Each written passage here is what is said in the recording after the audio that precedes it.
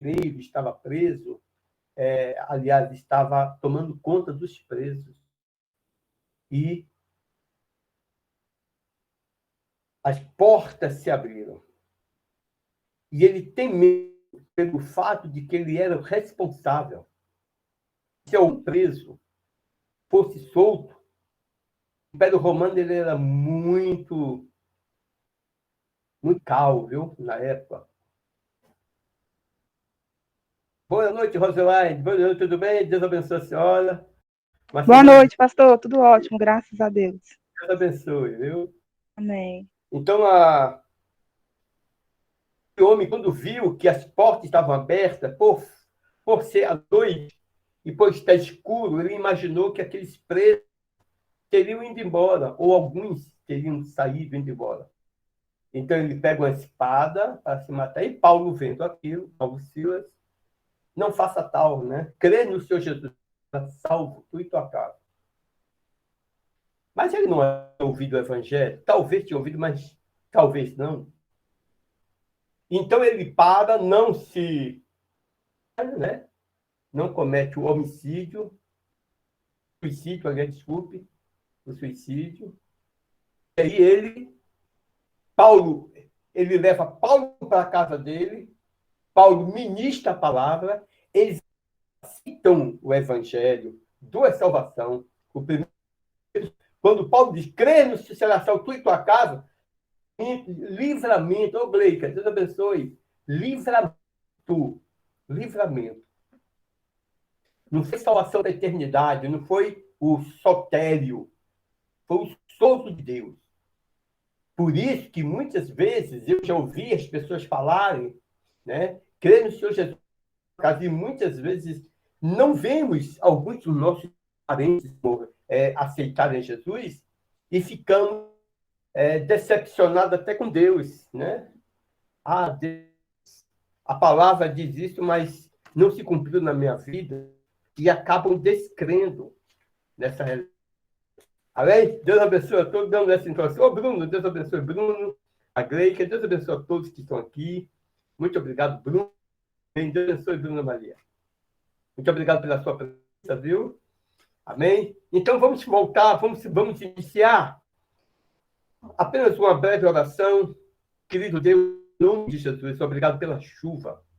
Porque o Senhor sabe regar a terra, lavar a terra, da maneira que o Senhor sabe, usando a própria natureza, destilando a nuvem nesse estado de física, de química, trazendo a chuva à terra em forma de gotas, de gotículas.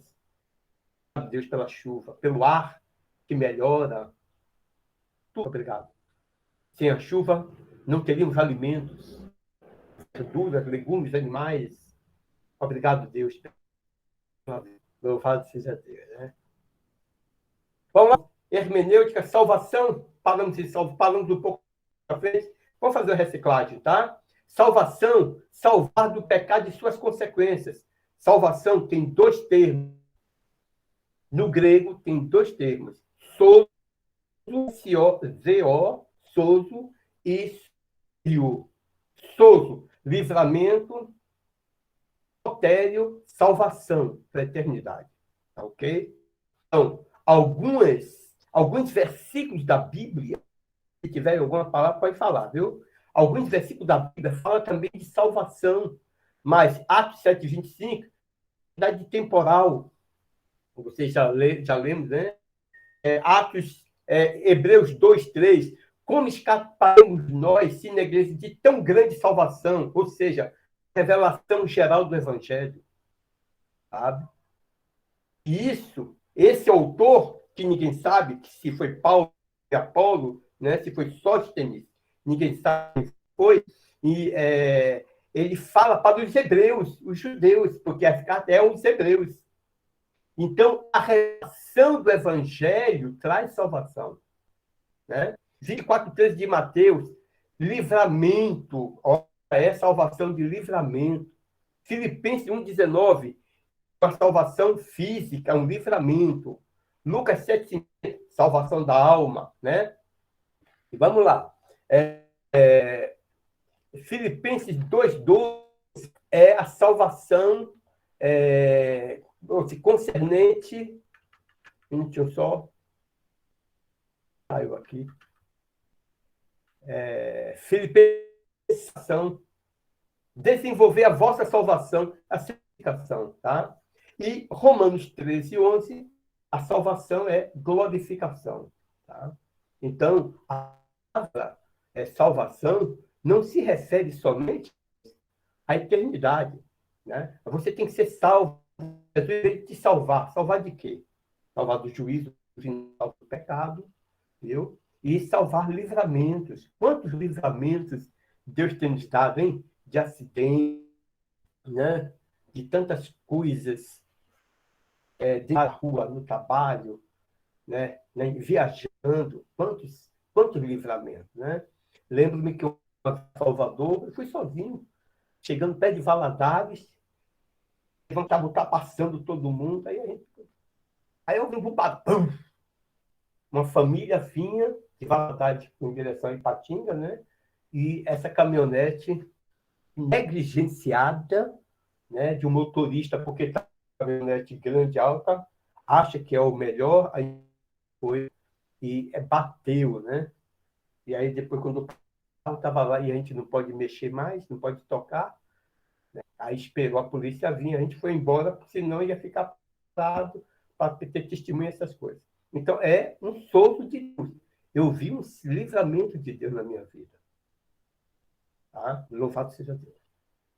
Entenderam, irmãos? Salvação tem dois termos: sozo e sotério. Sozo, livramento, né? É de sofrimento, livramento físico, e sotério, salvação para a eternidade. Vamos agora lá? A palavra graça. Graça é um favor imerecido. Somente isso. Pastor, Oi. depois o senhor digita esse pro Souza, só para me anotar aqui na minha apostila, por favor? Ah, tá. Eu vou colocar agora, viu? Tá, porque aí eu coloco como observação, porque senão a gente não consegue gravar isso aqui. Ah, tá. Muito bem. Souzo, tá? Como vocês leram, como a semana passada, eu só estou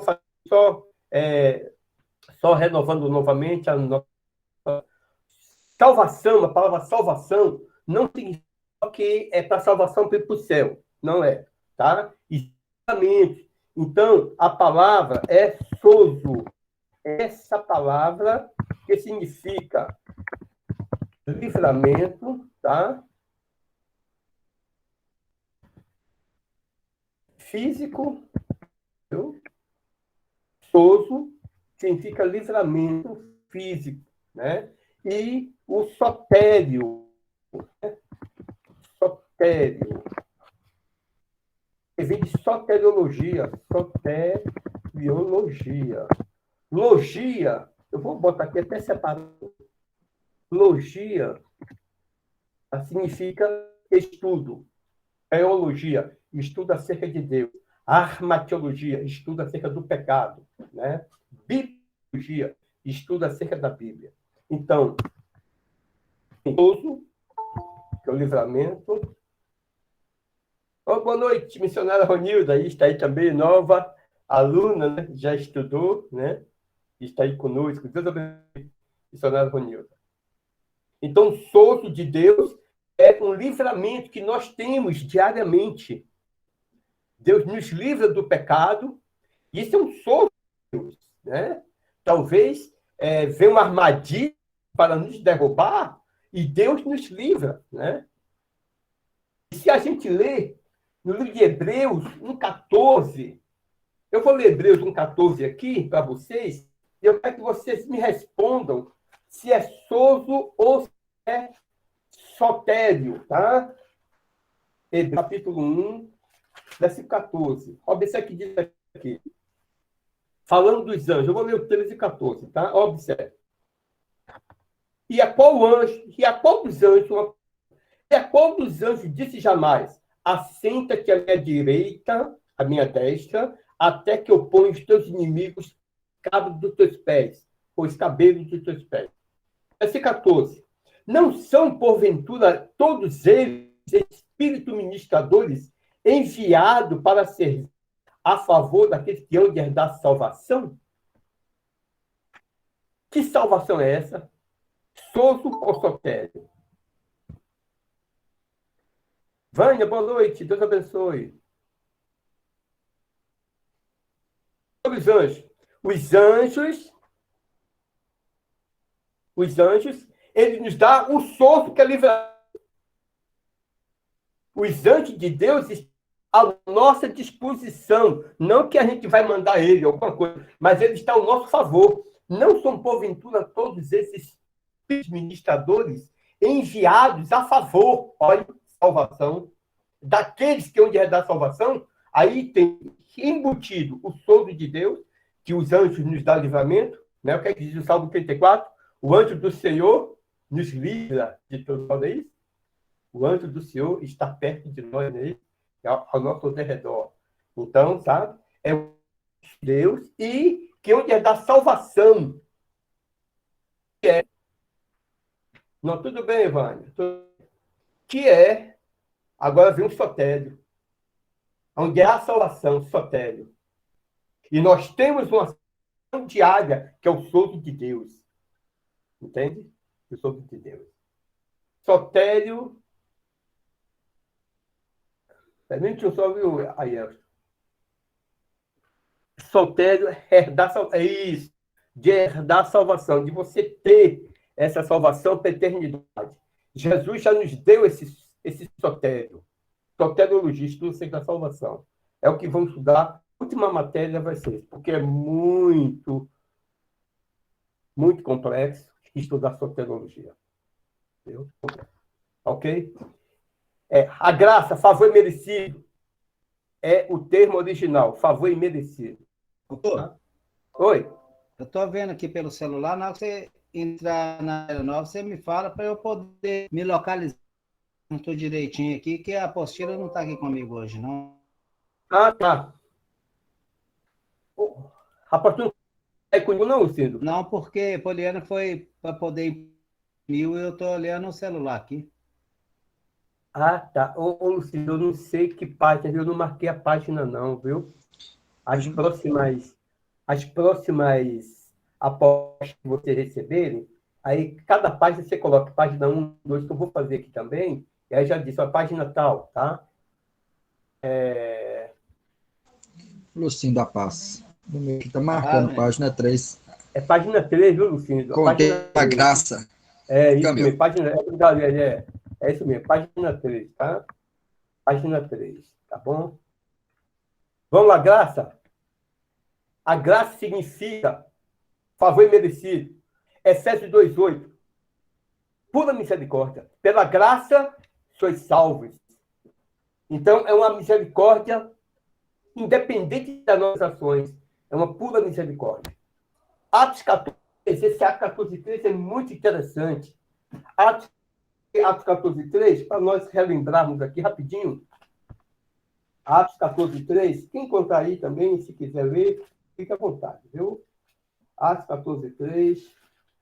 Porque o missionário Ronildo está estranho. A gente estudar presencial e agora online, Ronildo, é assim, viu?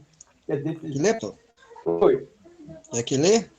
Pode ler aí. Se puder. Detiveram-se, pois, muito tempo, falando ousadamente no Senhor, o qual dava testemunho à palavra da sua graça, permitindo que por suas mãos se fizessem sinais e prodígios.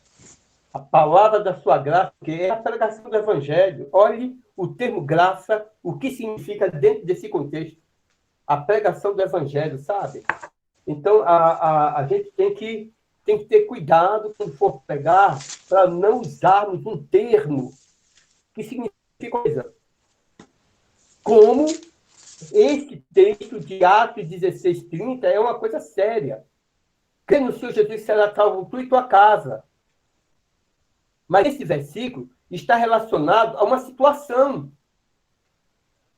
Porque a salvação é individual. A Bíblia diz, no livro de Romanos 14:12, Cada um vai dar conta de si mesmo a Deus. Então, individual. Tá? Agora, lógico, se eu, como testemunho, como eu fiz hoje com meus filhos, tá? 2 filhos meus já eram nascidos, eu não era crente. 3 foi depois de eu aceitar Jesus. Eu comecei a mudar minha vida, eles viram, e todos eles, graças a Deus, estão servindo ao Senhor. Uns mais, outros menos, mas todos eles servindo ao Senhor. Tá? Interessante, né? 1 Pedro 1,13. O que significa essa palavra graça em 1 Pedro 1,13? Vamos ver, né? 1 Pedro 1,13. Rapidinho aqui para nós. 1 Pedro, versículo 3. Observe que diz 1 Pedro 1,13. Portanto, cingindo os lombos do vosso entendimento, sede sóbrios e esperai inteiramente na graça que vos ofereceu na revelação. Essa palavra graça é bem-aventurança, que foi oferecida a nós. Somos bem-aventurados, né? Bem-aventurados é muito mais do que feliz, não é feliz, né? Porque eu uso esse termo feliz, não é isso? Então, entende, irmão? Por isso que toda vez aula de homilética, a gente sempre dá depois da aula de hermenêutica, de interpretar. Como você vai interpretar? Tito, capítulo 2, versículo 1. Tito, interessante esse versículo, viu? Observe. Porque a graça de Deus se há manifestado, trazendo salvação a todos os homens. São 2 versículos, um versículo com 2 situações. A palavra graça e salvação. Salvação a todos os homens, então todos vão ser salvos. Entende? Salvação, o sotélio de Deus. Irmão, Deus salvou Adão de 2 formas. Sotélio e sozo. Através da misericórdia de Deus, na vida de Adão, na vida de Eva, né? Então, porque a graça de Deus, o que é a graça de Deus? O ensino do Evangelho traz salvação. Aí é o Evangelho de Deus, sabe? Hebreus 13:9, a palavra graça quer dizer as doutrinas do Evangelho. As doutrinas do Evangelho. Tudo bem, irmão? Se tiver alguma pergunta aí, viu? Pode fazer perguntas, usar o chat, ou então através do áudio, à vontade, tá? Carne. Alguma carne? Ó. Não faço não. Caiu aqui. Não faço não, senão eu vou ficar com dificuldade de dar aula aqui. O que significa a palavra carne? Literalmente é o corpo humano, corpo animal. Carne é isso. Tá? Mas Romanos 6, versículo 20, diz que é pessoa. Jesus veio em carne, veio em pessoa. Não é que Jesus veio carnal. Não, Jesus veio em carne. Né? Ezequiel 36, 26. Tirarei de vós um coração de pedra e colocarei um coração de carne. Uma disposição dócil, um coração amável, um coração voltado para ajudar o ser humano, para fazer a obra de Deus, um coração, né? Filipenses 2:3. Vou ler aqui Filipenses 2:3, o que diz? Filipenses, capítulo 2, versículo 3, que diz, esse aqui é desejo sensual. Ó, aí já entra, né? Essa questão da carne como pecado. Filipenses, capítulo 2, versículo 3 diz assim: nada façais por contenda ou por vanglória, mas por humildade. É Filipenses? Efésios. Desculpe, Efésios, eu estou aqui, me perdoe. Cadê aqui? Não tem nada. Efésios. Entre os quais todos nós também andávamos nos desejos da nossa carne, dos desejos sensuais. Sensualidade também se relaciona, se a gente for ver no livro de Gálatas, capítulo 5, né? Sobre as obras, o fruto do Espírito. Espírito não tem obras. O Espírito tem frutos. O fruto do Espírito, as obras da carne. Sabe? Então, carne aqui está relacionada, anteriormente andavam nos desejos dessa carne, esses desejos. 1 Timóteo 3,16. Vamos ler, eu quero ler isso aqui, irmão, para os irmãos entenderem como é necessário estudarmos mesmo a palavra de Deus. Né? 1 Timóteo 3,16 diz assim, ó, sobre Jesus, viu? E sem dúvida alguma, o mistério da piedade. Aquele que se manifesta carne em forma humana. Isso. Né? Foi justificado em espírito, visto dos anjos, pregado aos gentios, crido no mundo, crido na glória. Forma humana. Por isso que quando a Bíblia diz, Paulo fala em Corinto, que a igreja lá em Corinto estava, vocês são carnais. Não que estava todo mundo em pecado. Quando Paulo fala isso, vocês são carnais, capítulo 2, capítulo 3, 1 Coríntios, Paulo está dizendo que eles ainda estão em um processo de crescimento, porque no capítulo 1, Paulo chama eles de todos santificados, filhos de Deus, santos, santificados por Cristo Jesus. Então, todos são santificados, mas nem todos têm a mesma estrutura espiritual, nem todos têm a mesma comunhão. Precisamos respeitar isso. Ninguém vai ter, não há igreja que tem todos o mesmo nível espiritual. Não há. Não existe.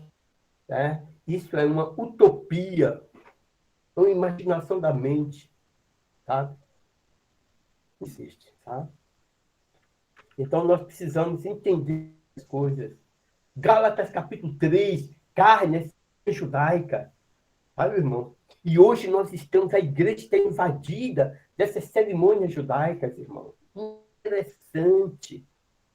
Quando nós já lemos aqui, nas matérias anteriores, sobre a questão do altar, a questão do candelabro, a questão do tabernáculo, a questão da arca da aliança, a arca que é vendida, aqueles, fala padilaques, aquelas coisinhas, são arquétipos, como uma psicologia fala, arquétipos, sabe? São cerimônias judaicas. As únicas coisas que visível que a igreja precisa ter: Bíblia Sagrada, ceia e o óleo. Só isso. E uma fé genuína no Senhor, né? Genuína. Amém, irmão? Vamos lá, então, agora, Mateus, capítulo 27, 25, que vai falar sobre agora sangue, irmão. Mateus, capítulo 27, versículo 25. Eu vou ler aqui a palavra do Senhor, que diz aqui esse versículo assim: e respondendo todo o povo diz: o seu sangue caia sobre nós, sobre nossos filhos. Isso aí se cumpriu no livro de Atos dos Apóstolos. Os judeus querendo matar Jesus, né? E aí, essa palavra sangue culpa em suas consequências. O seu sangue é sobre nós, a culpa vem sobre nós e nossos filhos. São suas consequências. Quando Pilatos queria soltar Jesus, mas os religiosos crucificar e o seu sangue cai sobre nós. No livro de Atos está escrito que quando Pedro começa a pregar, falar com veemência, sabe o que aconteceu? Os judeus da época falaram assim: você quer lançar o sangue desse homem sobre nós? Olhe o que aconteceu. Eles dizendo, os pais disseram isso: o seu sangue cai sobre nós. Cuidado com as palavras, viu, irmãos? Cuidado com as palavras. Que é feito bumerangue, vai e volta. Não é isso? Vai e volta. Cuidado com o que nós falamos com nossos filhos ou para qualquer pessoa. Eu já vi muita gente julgar muita gente e depois está sofrendo as mesmas coisas que ele começou a julgar. Fazendo as mesmas coisas que ele começou a julgar. Então, sangue literalmente é humano. O sangue é humano, tá? Mateus 27, 25, culpa e suas consequências. Atos 17, 26. Interessante esse versículo. Vou ler aqui para vocês. De um só, né? Observe. Atos 17, 26. E de um só fez toda a geração de homens para habitar sobre toda a terra, determinando os tempos e já dantes ordenados os limites da sua habitação. Tá? De um só sangue, um só homem, de uma só pessoa, veio, viu, irmãos? Somos iguais, somos irmãos em todo mundo. Em todo mundo, ok? E de um só. Efésios 1:7 e Romanos 5:9, o sangue, morte e a glória de Jesus. Efésios 1, capítulo 1, versículo 7, fala sobre o poder do sangue, irmão. Qual é a eficácia de Jesus em nossas vidas? Atos, Efésios 1:7 diz assim: em que temos a redenção pelo seu sangue, pela sua morte. Através da morte, o sangue foi derramado, a morte expiatória de Jesus. Em que temos a redenção pelo seu sangue. Que redenção é essa? O perdão dos nossos pecados. São as ofensas, segundo a riqueza da sua graça. Irmãos, não somos nada. Não somos nada. Tudo é pela graça. Se a gente for juntar, isso vamos falar na aula de soteriologia, tudo quem faz é Deus, irmão. Amém. Salvar um, colocou fé, que a fé de nós vem de Deus, nos santificou, nos converteu, nos regenerou. Tudo que ele que fez, irmão, de nós. Ele que faz. Salmo 90 diz, ele faz para nós toda a nossa vida. Irmãos, é Deus é quem faz. O orgulho humano cai por terra, porque Deus é quem faz todas as coisas. Valeu? É interessante, né? A morte expiatória de Jesus, pelo sangue dele, nossos pecados foram perdoados. Amém. Vamos agora. Vou interpretar a Bíblia. Como é que é o modo de interpretar? Buscar a palavra na chave bíblica. Irmãos, precisamos ter um livro, chave bíblica. Hoje, tem na internet. Você abre o Google, chave bíblica. Você vai ver uma chave bíblica. Aí você vai ver de A a Z, irmão. É muito grande. Eu já tive o livro, eu emprestei, não me devolveram. Então, examinar o sentido dos comentários. Alguém pode falar, viu? Tá? Examinar o sentido dos comentários. Irmão, eu tenho várias Bíblias. Eu tenho Bíblia pentecostal, tenho várias Bíblias de estudo, mas eu prefiro Bíblia sem estudo. Eu prefiro Bíblia sem estudo. Por quê? Porque quem faz esse estudo é um comentário, é a mente dele. Ele vai interpretar da forma dele. E eu quero ficar com a Bíblia, viu, irmão? Terceira regra, é necessário tomar as palavras no sentido que indica o contexto, isto é, o texto que vem antes e segue o texto que se estuda.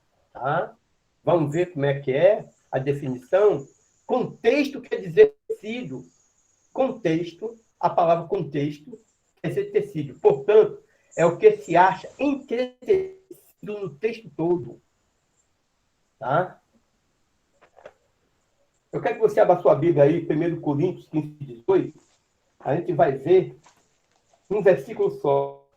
E se a gente pegar esse versículo e for ler, a gente vai quebrar a cara, porque aí tem que ler o contexto todo para que a gente possa... 1 Coríntios, capítulo 15, versículo 18.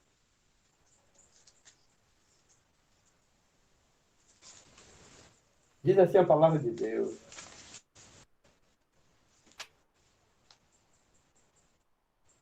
Aqui nessa versão diz assim: e também os que dormiram em Cristo estão perdidos. Nosso Deus. Se nós lermos esse versículo isoladamente, irmão, quem morreu já está perdido. A igreja de Tessalônica tinha essa ideia. Paulo, então, ele começa a falar no capítulo 4, versículo 13 em diante de Filipenses: irmãos, não sejais ignorantes com acerca de que já dormem, porque se cremos que Jesus morreu e ressuscitou, nós também, aqueles que morreram, vão ressuscitar. A igreja entendia esse versículo. Os que dormiram em Cristo estão perdidos. Se você ler somente esse versículo na igreja, meu Deus do céu, né? As pessoas vão ficar, uai, que é isso? Entenderam? Então você tem que ler o contexto. Se você ler o capítulo 15 todo, 1 Coríntios, é o capítulo da ressurreição. Você vai ler todo ele, você vai entender. Ele está dizendo, antes, o contexto é o seguinte: se Cristo não morreu e ressuscitou, aí aqueles que morreram em Cristo estão perdidos. Jesus ressuscitou. E essa é a base do cristianismo. A ressurreição de Jesus. A ressurreição de Jesus é a base do cristianismo. Ok? E essa situação da terceira regra tem um alcance, pode ser próximo, o que se acha no capítulo que temos no texto, no caso esse texto de 1 15, e em qualquer parte da Bíblia. Você pode ver esse versículo aqui, ou outro versículo que diz, por exemplo, da salvação, o sangue de Jesus nos todo pecado, Efésios 1, versículo 7, o sangue foi para remir, e lá em 1 João diz o quê? O sangue de Jesus nos purifica de todo pecado. Ó, qualquer outra parte da Bíblia remove. Valor. Observância desta regra, se você não observar isso, leva o estudante aos maiores absurdos de interpretação, como, por exemplo, 1 Coríntios 15, 29. Eu vou ver lá o que está descrito aqui. 15, 29. De outra maneira, que farão os que se batizam mortos, se absolutamente os mortos não ressuscitam? Olhe, porque se batizam então eles pelos mortos. Irmão, se você pegar um versículo isolado, você vai se perder, principalmente você pregar, viu? Quando for pregar, antes de pregar, você vai fazer a leitura, vai pegar o texto, vai examinar, pegar outros versículos. Tenha 2, 3 Bíblias de versões diferentes, para você observar, para que você não venha falar da igreja, porque é o seguinte, né? Por exemplo, vou dar um exemplo aqui interessante. A pastora Luciana, ela sabe sobre avivamento, né? Muito bom. E agora o que acontece? Por causa da pastora Ronilda, a pastora Ronilda, a missionária Ronilda estudou, Marcélia, Duda, Emanuele, né? Então, todo mundo que já estudou homilética, qual foi o sermão, o tipo de sermão que a pastora Luciana pregou sábado? Ou um sermão textual por inferência. Vocês vão aprender isso na aula de homilética. Sermão textual por inferência. Por que sermão textual por inferência? Porque ela fez texto e ela usou outro texto para completar ou para falar sobre o mesmo assunto. Sermão textual por inferência. Se ela pregasse só sobre Abacuque ali, capítulo 3, era um sermão textual puro. Aprender isso futuramente aí, né? A próxima matéria é o meu, onde quem é de Santa Bárbara vai pregar aqui em Barão, tá? Eu já estou devendo aqui a missionária Unida pregar aqui em Barão dia domingo, viu, Rony? Prepara aí. Marcélia também vai vir pregar aqui dia domingo. E Emanuele vai pregar sexta-feira. Lucindo já prega aqui, não é isso? Então, irmãos, vamos estar fazendo esse roteiro aí, tá bom? É preciso tomar em consideração na quarta regra o objetivo, o desígnio, pensamento do livro, o personagem que ocorre as palavras de expressões obscuras, Vamos ver como é que é. O alcance da regra. Devemos, diante de um texto difícil, fazer a seguinte pergunta. Quem escreveu o livro? Essa é a regra de ouro da hermenêutica, viu, irmão? Quem escreveu o livro? Quando o livro foi escrito? A quem foi escrito o livro? A que foi escrito? Qual foi o objetivo? Tá? Então, alguém tem algum versículo obscuro que ainda não entendeu? Alguém pode falar um versículo aí? Eu tenho um, viu, irmão? Aqui, se não me engano, semana passada, né? Que a mulher usa roupa de homem. Aí a gente vai lá, pega essa regra. Quem escreveu o livro? Moisés. Quando ele foi escrito no deserto? Quem foi escrito o livro? Aos judeus. Para que foi escrito? Por causa de quê? Como diz lá no Antigo Testamento, homossexuais, efeminados. Os efeminados usavam das mulheres. Por isso, diz que a mulher não pode usar roupa de homem. Não é que usava, ou seja, na época não usava calça. Então, é esses textos difíceis. Alguém tem outro versículo difícil aí, irmão? Pastor, Oi. eu tenho um compartilhar com os irmãos aqui para o professor me esclarecer. Compartilhe. O primeiro o versículo 1 de Jó, que fala que... É primeiro Jó? É primeiro João? Jó, o livro de Jó. Ah, tá, livro de Jó, capítulo 1.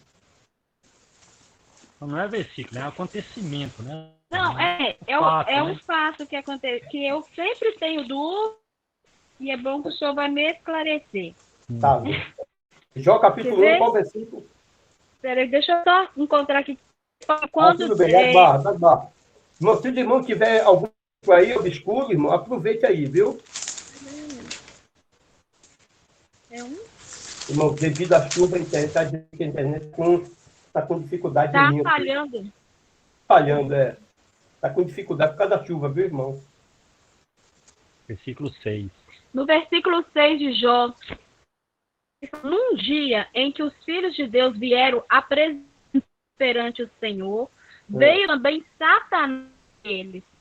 Então perguntou o Senhor a Satanás, de onde vem? Satanás respondeu o Senhor e disse, de rodear a terra, passear por ela. Passear por ela. A minha pergunta, pastor, que sempre a gente, né, fica um pouco em dúvida, por que Satanás foi até o Senhor? Foi, assim, com qual liberdade ele chegou a Deus? Tá. Boa pergunta que essa Eu não sei se eu consegui expressar para o senhor. Não, eu entendendo. Já foi feita essa pergunta para mim. Boa pergunta, muito boa, bem colocada a pergunta. Por que Satanás deu essa liberdade, né? Isso, pastor, isso. De chegar... Não, eu falo assim, não totalmente de passear, porque nós sabemos que esse mundo já é do maligno, sabemos que Satanás é rodeado aqui no nosso meio, mas assim, como que ele até Deus? Por que Deus deu essa liberdade dele chegar até ele, que fala assim, olha, veio apresentar-se perante o Senhor e também Satanás entre eles. Seria da mesma forma que ele age em nosso meio? Tá. Pastor Luciana, agora vamos lá. Quem escreveu o livro?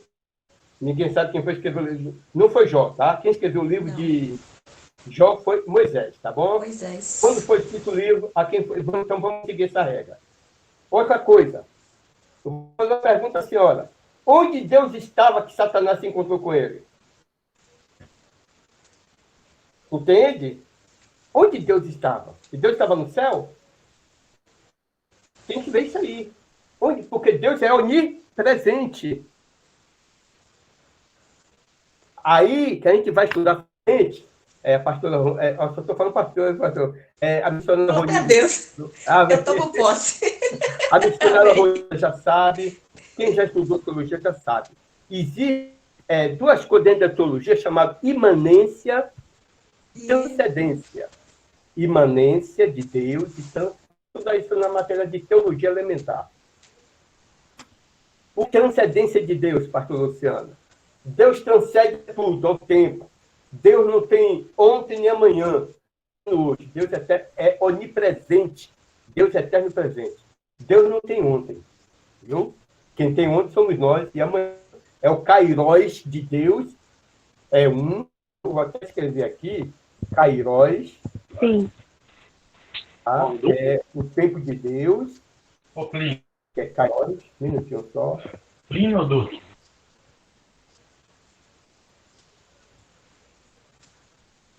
Isso, que é o tempo de Deus. E tem também o Cronos, que é o tempo do homem. O Cronos é o tempo do homem. Então, Deus se reúne.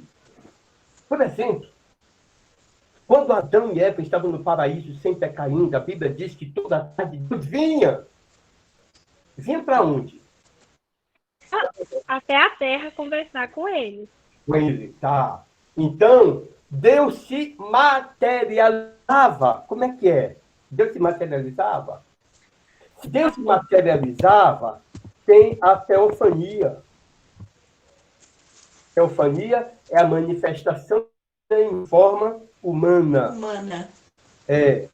Teofania. E tem o antropoformismo. Vamos estudar isso ainda. Antropoformismo é a manifestação de membro do corpo humano para Deus falar conosco. Por exemplo, esse ouvido que não está gravado. Deus tem ouvido como nós? Esse é a encolhida, o braço não está encolhido. Os olhos do Senhor, Provérbio 15:3, os olhos do Senhor estão em todo lugar. Então, eu, quando aceitei Jesus, que eu li esse versículo em Provérbio 3, eu imaginava Deus com o olho do tamanho a cabeça de Deus convertido. A gente coloca muito para as crianças quando a gente vai ministrar na escola dominical. É isso, né? Mas Deus, ele está presente em todo lugar. Paulo fala isso no capítulo 17 de Atos, que só vemos, nele existimos. Se você está respirando aí, eu aqui, eu estou fazendo o quê? Sabe? Eu até escrevi, vou escrever aqui mais uma vez. A palavra, entendeu?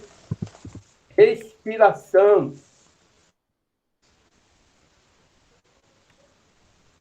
Também só. Vou botar separado para os irmãos verem.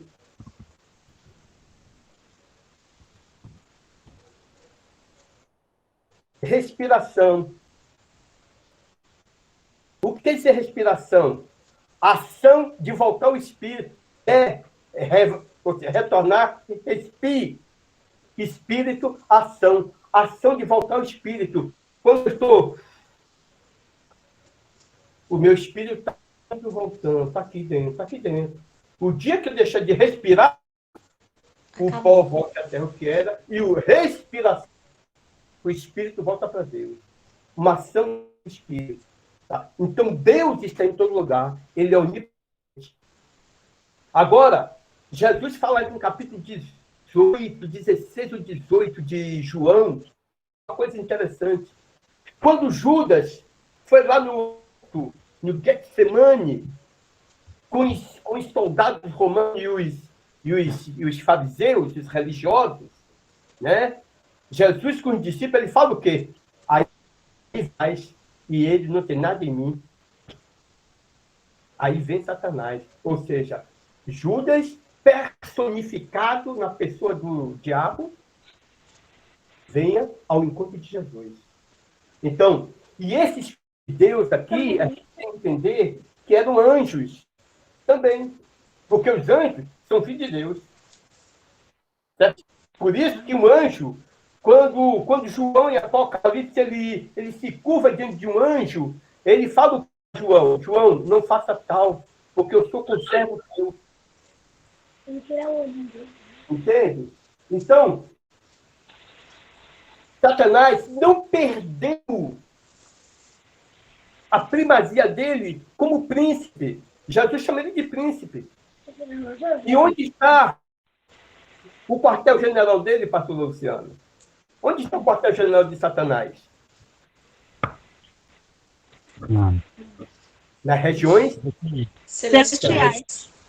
entende? Aham. No demais, irmão meu, fortalecer no Senhor e na força do seu poder. Porque não temos que lutar contra a carne e sangue, sim. Mas sim, contra os principados, os potestades, as hostes celestiais. O quartel de general, o Satanás está entre o céu e a terra. Está no céu cósmico. No céu cósmico. E Deus, os anjos se reuniram naquela época, como hoje, né? Ô, pastor, Foi. inclusive aqui é o... Diga aí, mano. É isso aí. Aqui, Isso é muito interessante, é muito inclusive o apóstolo Paulo disse, ele foi até o terceiro céu, Aham. não é isso? É. Então nós temos esse céu que nós vemos, né, o que é o espaço, né, que nós vemos, esse azul, né? Temos esse céu que eu estou falando, que é o espaço cósmico onde ficam as potestades, né? E o terceiro céu, a presença de Deus. O terceiro céu, a presença de Deus. Interessante. Então, Deus, ele vem para lá e para cá. Se a gente lê no livro de Zacarias é interessante, viu, irmão? São revelações profundas de Zacarias. Se não me engano, capítulo 4, versículo 10 ou 10, 4, né? Que os olhos de Deus estão em todo lugar. Quando Ezequiel tem a visão das rodas, uma roda dentro da outra, e aquelas rodas estavam cheias de olhos. Era a presença de Deus manifestada ali, né? Eu tenho só mais 9 minutos aqui, viu? Tá avisando aqui no meu coisa aqui, tá? Eu vou depois dar 15 minutos. Agora, daqui a 5 minutos a gente vai parar, um cafezinho, viu? Ir no banheiro, tomar água e voltar, tá? Vou fazer um lanchezinho, 3, né? Então, irmã, esse versículo 3 aqui, eu vou ler novamente, que a senhora já leu, e vi que os filhos de Deus vieram apresentar-se perante o Senhor. Satanás, ele tem acesso, porque ele é espírito. Ele tem acesso porque ele é espírito. Ele também é Satanás. Por exemplo, né? A gente, quando faz na igreja, reúne, eu vou dizer agora o que é imanência, né? Imanência de Deus é onde nós estamos juntos na igreja. Por exemplo, sábado estava reunidos, domingo também, né? Então, o que aconteceu ali? A imanência de Deus, a presença de Deus está onde ele é solicitado. Amém, verdade. Isso chama imanência. Por isso que a Bíblia diz o quê? Mateus 18, 20, onde dois por ter reunido em meu nome, imanência de Deus, eu estaria ali presente. Eu estaria ali presente. Então, a imanência de Deus, por exemplo, Deus está em todo lugar, mas Deus não está lá, no âmbito de prostituição, está lá, está olhando com olhos de julgamento. Mas se eu estou aqui, orando ao Deus, me ajude, Deus me guarda, Deus eu te amo, eu te louvo, a imanência de Deus se manifesta. Eu sinto a presença de Deus. Eu acredito que cada lar que agora, onde vocês estão aí na sua casa, vocês estão sentindo, ou você está sabendo que o Senhor está aqui em nosso meio. Também. Então, Satanás ele tem acesso ao universo, porque o quartel-general dele vive e não é aqui na Terra e nem é no inferno, é lá em cima. E nesse espaço, nesse lugar, nas sortes celestiais, onde é? É no mundo espiritual, é no mundo invisível. Não é esse mundo cósmico que nós estamos vendo, não é esse céu, o céu estrelado que nós vemos, não é, é um céu espiritual, regiões celestes. E a Bíblia diz que a nossa luta é lá em cima, de joelho, na oração, submissão. Quando você está agora, nós estamos aqui agora, nesse estudo bíblico, a região celeste está travando a guerra. A região celeste está travando a guerra. Para que estudar? Para que isso, sabe? E a Bíblia diz que os anjos, tanto de Deus como do demônio, muitas vezes estão se degladiando em nosso favor. Não são, porventura, estes ministros, espírito ministradores, enviados a favor daqui que é onde é da salvação? batalhas que nós não vemos. Existem batalhas que estão sendo travadas, talvez agora, e que a gente não está percebendo. Existem batalhas entre o bem e o mal. E certamente, Deus sempre é vencedor. Deus não conhece derrota, viu, irmão? Ô, pastor, Oi. você está falando com respeito ao céu, né? A gente vai perceber as pessoas kardecistas, né? Eles têm, né, uma cidade espiritual, a qual os espíritos estão esperando para ser reencarnado novamente. Ih, misericórdia. Ué. A doutrina kardecista é essa, é reencarnação para a evolução do espírito. Mas nós já estamos evoluindo. Eles estão morando no cosmos mesmo, que é um Satanás, né? A região celeste. Você fez uma colocação interessante. Um jogo de palavras aí. Verdade. Tá ok, irmão? A bem foi respondido aí? Irmãos, outro versículo aí, outra pergunta. Satanás, ele tem acesso. Ele hoje não chega à presença de Deus. Pastor. Como o marido de Eva, como Adão e como Eva, foram expulsos do paraíso. Satanás não tem acesso hoje ao céu, à presença de Deus. Porque Deus é luz. Entendeu? Pastor. Oi. Satanás, ele tem esse acesso a Deus, mesmo sendo obediente, mesmo sendo quem é, ele tem esse acesso a Deus. Tá. A Bíblia vai responder. Vamos ler na Bíblia? Vamos abrir a Bíblia, irmão. Observe o que diz a Bíblia. Apocalipse capítulo 12.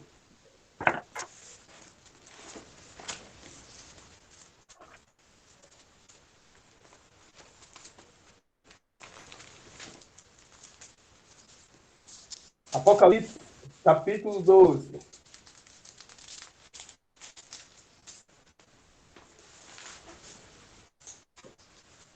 Mas se não for capítulo 12, eu vou procurar depois aqui e vou falar. Capítulo 12, versículo 10. Apocalipse, estou encerrando já, viu? Falta só 3 minutos, mas vai dar para responder a missionária com Deus. Apocalipse 12, 10. Olha o que diz a Bíblia.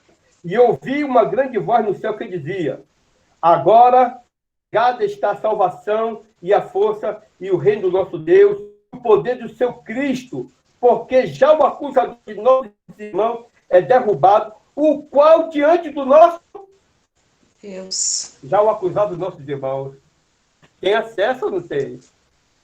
Ele foi... Viu, irmã? Viu, pastora Luciana? Sim, Entende? pastor. Uhum. Ele tem acesso, mas ele não tem comunhão. Sim.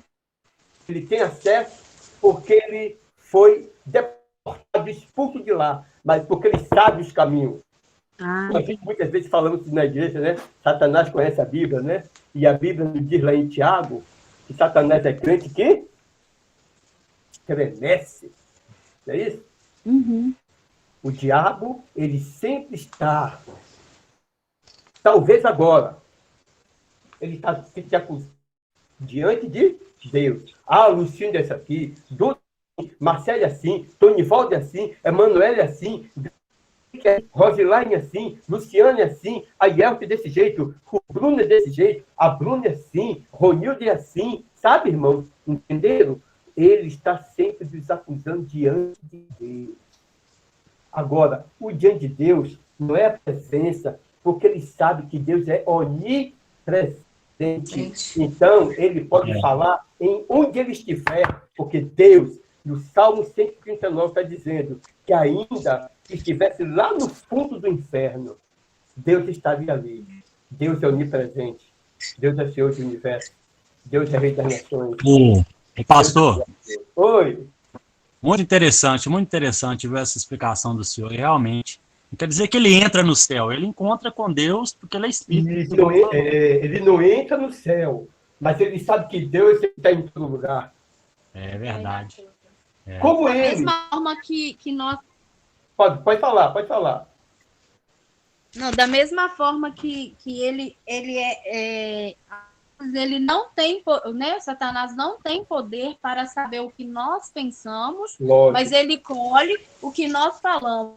E às vezes a nossa expressão facial, gesticulação, ele capta ela e vem com acusação, muitas vezes sobre as nossas vidas e até pré-osciladas para nós. Isso aí, pastor Luciano, é verdade.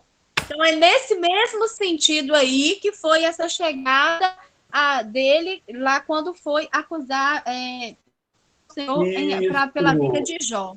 Por exemplo, você aqui, né, que tudo é espírito, anjos são espíritos, estavam reunidos os filhos de Deus. Satanás estava lá, veio rodear, ele estava rodeado